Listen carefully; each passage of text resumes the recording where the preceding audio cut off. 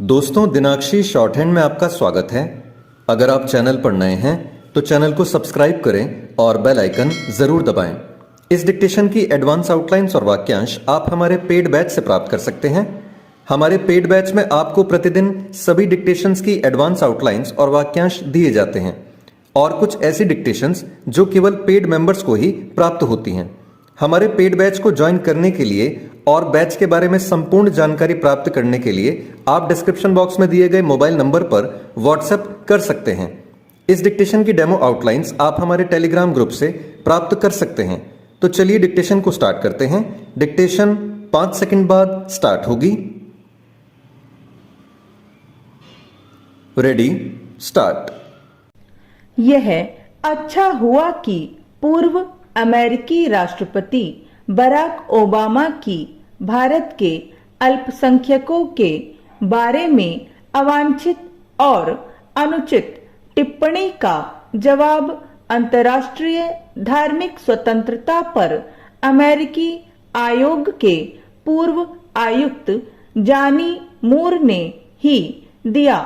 उन्होंने ओबामा को यह सही नसीहत दी कि उन्हें भारत को आलोचना करने के बजाय उसकी प्रशंसा करनी चाहिए, क्योंकि वह मानव इतिहास में सबसे अधिक विविधतापूर्ण देश है। वास्तव में भारत की विविधता दुनिया के लिए एक उदाहरण है। किसी भी देश में इतने अधिक पंथ, जाति, समुदाय, भाषा के लोग नहीं रहते जितने भारत में। ये हजारों वर्ष से रह रहे हैं। वास्तव में भारत दुनिया में अपनी अनोखी विविधता के लिए ही जाना जाता है। यह मानने के अच्छे भले कारण हैं कि प्रधानमंत्री नरेंद्र मोदी की अमेरिका में उपस्थिति के समय बराक ओबामा ने भारतीय मुसलमानों के बारे में जो वक्तव्य दिया वह प्रायोजित था। उसके पीछे सत्तारूढ़ डेमोक्रेटिक पार्टी की अंदरूनी राजनीति भी एक कारण हो सकती है, क्योंकि इसका कोई कारण नहीं बनता था कि जब अमेरिकी राष्ट्रपति भारतीय प्रधानमंत्री के स्वागत और सम्मान में पलक पावड़े बिछा रहे हों, तब बराक ओबामा को भारत को गैर जरूरी नसीहत देने की जरूरत पड़ती।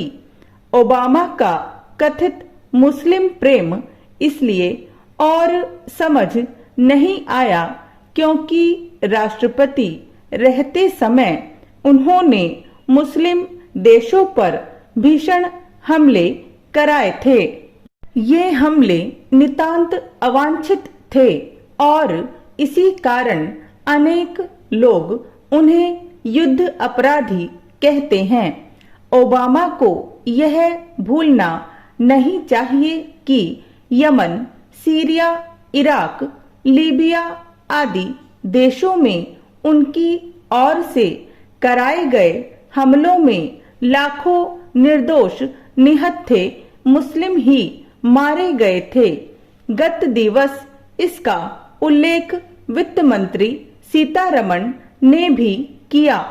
इस पर हैरानी नहीं कि प्रधानमंत्री मोदी को कटघरे में खड़ा करने के लिए भारत में भी कुछ लोगों ने ओबामा के अनावश्यक बयान का उल्लेख किया।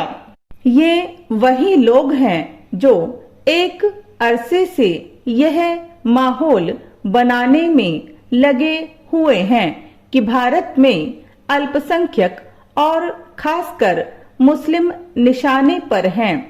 ऐसे लोगों में राहुल गांधी भी शामिल है।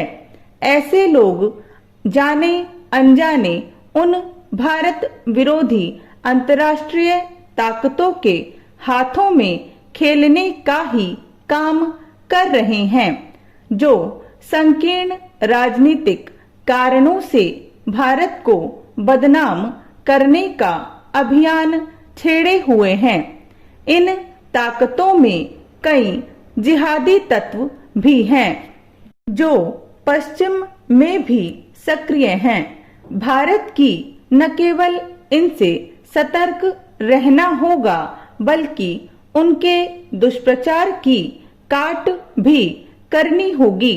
यह इसलिए आवश्यक है क्योंकि तथ्य यह है कि पिछले 9 वर्षों में सबका साथ सबका विकास एजेंडे के तहत अल्पसंख्यक जितना अधिक लाभान्वित हुए हैं, वह एक मिसाल है।